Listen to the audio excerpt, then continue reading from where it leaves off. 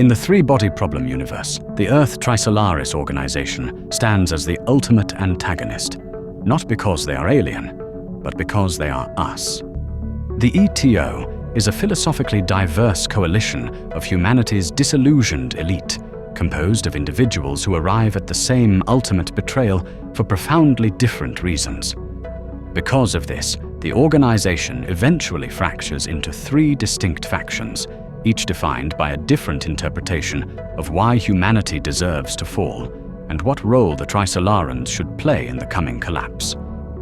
Yer is the symbolic commander-in-chief, a philosophical figurehead, while Evans provides money, infrastructure, and the mobile base called the Judgment Day. Yet from the beginning, their visions are misaligned. While Wengier hopes for reform, Evans hopes for annihilation. The Adventists are the most radical and militarized faction within the ETO. Led primarily by Mike Evans, they represent the purest expression of anti-human ideology inside the organization. This faction eventually seized control of the communications between Earth and Trisolaris, effectively cutting off the other factions from the Lord. In doing so, they transformed themselves from one faction among many into the true power behind the ETO. At their core, the Adventists believe humanity is irredeemable. Humans are not merely flawed, they are fundamentally malignant. Wherever humans go, ecosystems collapse and species vanish. The Adventists see no meaningful distinction between accidental harm and intentional one. In their eyes, both are symptoms of a species that should never have been allowed to dominate the planet. In the novels, all operational agents like Tatiana from the show operate under Adventist command, including assassins sent after Saul Durand.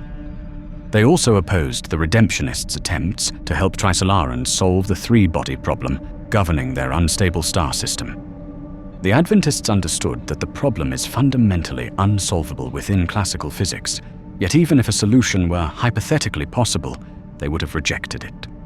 In their view, a stabilized Trisolaris would remove the existential pressure driving an invasion of Earth, undermining the Adventists' ultimate objective, the complete annihilation of human civilization.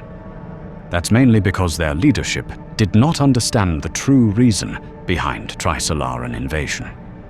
Another defining trait of this faction is secrecy. Early on, when they learned that the Trisolarans regard humans as bugs and plan to conquer Earth rather than enlighten it, they intentionally hide this information from other factions. If the truth were widely known, many members, especially those who believe in salvation, would defect. By controlling the alien communications pipeline through their own listening post aboard Judgment Day, the Adventists effectively dictated the perception within the organization. If the Adventists are destroyers, the Redemptionists are worshippers. This faction develops slightly later but grows rapidly, drawing in members who crave meaning rather than annihilation. The Redemptionists treat the Trisolarans not as invaders or judges, but as gods. Their core belief is that Trisolaran civilization represents a higher level of order and moral clarity. Human society, by contrast, appears chaotic and terminally broken. To the Redemptionists, humanity is sick, but sickness implies the possibility of treatment. Where the Adventists see a corpse, the Redemptionists see a patient. The Redemptionists' relationship to Trisolaris is deeply religious. They refer to the aliens as the Lord and interpret the coming invasion as a form of divine intervention. Through obedience and devotion, they hope humanity may be saved or transformed. Some imagine humanity joining a new galactic order, even if only as a subordinate species. What matters is not dominance, but survival with purpose. The primary recruitment tool for the Redemptionists is the virtual reality game, where those who demonstrate intellectual ability and emotional sympathy for Trisolaris are quietly approached. Many Redemptionists become obsessed with solving the three-body problem itself. They believe that if they can stabilize Trisolaran star system, they will no longer need to invade Earth. This belief reveals the faction's greatest flaw: naivety. The Redemptionists assume the Trisolarans share human morals, such as gratitude or compassion. They project their longing for a savior onto a species that views survival as a purely technical problem. Their faith is sincere, but tragically misplaced. The survivors are the quietest faction, yet they embody perhaps the most naked form of betrayal. They look at the technological gap between Earth and Trisolaris, especially the existence of sophons that can sabotage human science, and conclude that resistance is pointless. In their minds, the war is already lost. Victory is not just unlikely, it is mathematically impossible. From this assumption flows a simple strategy: collaborate early. By assisting the Trisolarans now, the survivors hope to secure mercy later. They imagine becoming protected collaborators or a tolerated underclass in the New World Order. The rest of humanity is expendable as long as they and their descendants are spared. This faction tends to attract pragmatists, lower-ranking ETO members, and certain socio-economic elites accustomed to navigating power shifts. They treat alien conquest the way others might treat a regime change or hostile corporate takeover. Unpleasant, but survivable with the right alliances. Even within the ETO, the survivors are often unwelcome.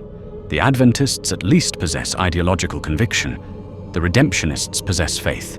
The survivors possess nothing but self-interest. They are often compared to historical collaborators who sided with occupiers not out of belief, but out of fear. The internal conflict between Adventists and Redemptionists becomes one of the central hidden dramas of the first novel. Yer makes contact with Trisolarans because she believes humanity has reached a moral point of no return. In her mind, only an external force, untainted by human history, could impose order or provide salvation. Evans, on the other hand, arrives at the desire for alien intervention through a very different path. From his perspective, industrial civilization is not tragic, but criminal. Humanity has declared war on nature, and therefore deserves to be completely removed from the face of the earth. Evans understands that if Redemptionists learn the truth about Trisolaran intentions, they may stop cooperating. As a result, information warfare becomes just as important as sabotage. The murder of Shen Yufei and the later human raid on Judgment Day expose both the ETO's criminal actions and the fundamental contradictions tearing it apart. The ultimate tragedy of this organization is that none of its factions truly understood their lord or the reason for the invasion. The Adventists imagined divine executioners, but instead encountered a deeply fearful species. The Redemptionists imagined benevolent demigods searching for a new home, but encountered a hive mind unwilling to share it. And the survivors imagined masters who would reward loyalty, but encountered a civilization that concluded humanity was too dangerous to be allowed to survive. When the Trisolarans learn that humans can lie during direct communication, they reassess the entire relationship. To a civilization incapable of untruthful communication, humanity becomes fundamentally unpredictable. The contact with the ETO is immediately terminated, and the Trisolarans abandon all three factions. In the end, the organization collapses under the weight of its own illusions. Those who betrayed humanity discover that betrayal earns no special status in the universe. To Trisolaris, a traitor is still a bug. To find out more about the three-body problem universe, this playlist explores many aspects that are often misunderstood. It's a growing collection, with new videos added over time.